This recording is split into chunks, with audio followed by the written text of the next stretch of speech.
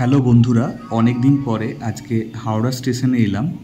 তো এখান থেকে যাব হচ্ছে এসপ্ল্যানেড অর্থাৎ ধর্মতলা। তো হাওড়া স্টেশনের কাছেই এখন তৈরি হয়ে গেছে হাওড়া মেট্রো। আর হাওড়া মেট্রো থেকে খুব অনায়াসেই এখন চলে যাওয়া যায় এসপ্ল্যানেড, মানে যেটা গঙ্গার নিচে দিয়ে যে মেট্রোটা বানিয়েছে। তো প্রথমবার এই মেট্রোতে চাপবো, তো সেই এক্সপিরিয়েন্সটাই ভাবলাম তোমাদের সাথে শেয়ার করি। তো এখন 13 নম্বর প্ল্যাটফর্মের একদম কাছেই হাওড়া স্টেশনে রয়েছে মেট্রোর এই গেটটা, এই বিশাল গেট। এটা দিয়ে এখন নিচে যাচ্ছি মেট্রো ধরবো বলে।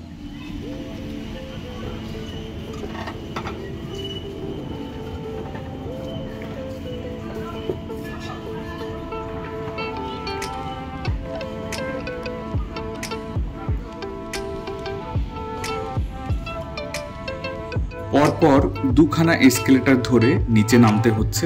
তার কারণ হচ্ছে মাটি থেকে 30 মিটার নিচে এই মেট্রোর সুড়ঙ্গটা বানানো হয়েছে।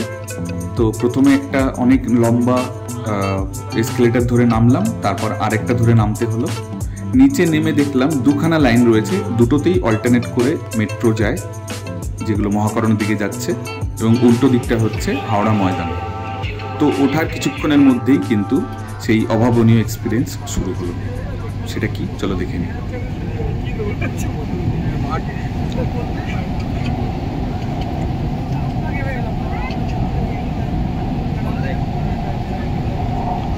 পরবর্তী স্টেশন মহাকরণ। कोलकाता मेट्रो रेल आपके स्वागत জানায়। कोलकाता मेट्रो रेल आपका स्वागत करती है। रेल এখন প্রবেশ করতে চলেছে হুগলি নদীর তলদেশে। মেট্রো রেল সুড়ঙ্গের মধ্যে कुछ ही क्षणों में ये ट्रेन হুগলি নদীর নিচে মেট্রো রেল সড়ক में प्रवेश करेगी। আপনারা রয়েছেন মাটি 30 মিটার গভীরে। উপর দিয়ে বয়ে চলেছে গঙ্গা। অনুভব করুন সেই রোমাঞ্চ। आप 30 मीटर भूमिगत हैं। ऊपर से बहती गंगा, रोमांच का अनुभव करें। ভারতের কোন বড় নদীর তলদেশ দিয়ে গড়ে তোলা প্রথম রেল সুড়ঙ্গ, যা যুক্ত করেছে শতাব্দী প্রাচীন দুই শহর कोलकाता और Howrah. East west metro corridor की ये सुड़ंग एक प्रमुख नदी के नीचे भारत की पहली रेल सुड़ंग है, जो सदियों पुराने दो शहरों कलकत्ता और हावड़ा को जोड़ती है। এটি নির্মাণের সময় লেগেছে মাত্র 66 দিন। इसे बनाने में केवल 66 दिन लगे। नदी को अतिक्रम করে আমরা প্রবেশ করলাম কলকাতায়। नदी पार करके हम कलकत्ता में दाखिल हुए। अगला स्टेशन महाकरण।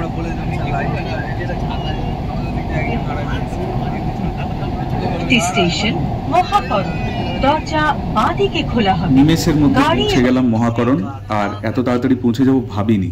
আর এই লাইনটাই চলে যাচ্ছে সোজাসুজি সল্টলেক। তো যদি সল্টলেক যেতে চান তাহলে আপনাদের কোথাও নামতে হবে না, একদম ডাইরেক্ট এই ট্রেন ধরেই চলে যেতে পারবেন। আর যদি আপনারা দমদমের দিকে বা কবি সুভাষের দিকে যান তাহলে আপনাদেরকে এসপ্ল্যানেড নেমে চেঞ্জ করতে হবে। নামার পরে এই জিনিসটা বলে রাখি, এই যে দেখুন নীল কালারের পাঁকা আছে, এইটা হচ্ছে আপনাকে যেতে হবে যদি ওই দমদম বা কবি সুভাষের দিকে যান। আর সবুজ কালারের পাটা হচ্ছে আপনার সল্টলেকের দিকে বা হাওড়ার দিকে যাওয়ার জন্য।